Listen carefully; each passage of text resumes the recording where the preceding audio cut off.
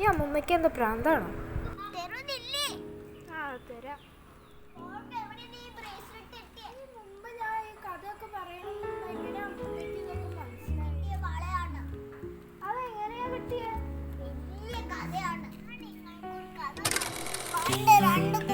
രണ്ടാൾക്കാരും പ്രേമത്തിലായിരുന്നു. ഒരു മഹാരാജന്റെ മകനും ഒരു പെൺകൊച്ച്.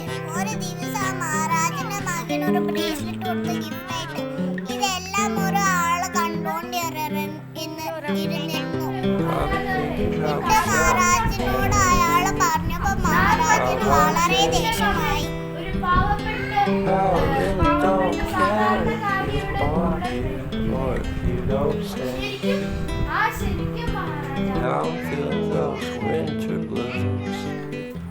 എന്നിട്ട് ആ രാത്രി തന്നെ ആ മോള് വന്ന് രാജാവിന്റെ എത്ര നേരമാണ് വെച്ചാൽ 2 മണിക്കൂറോളം സംസാരിച്ചു. 2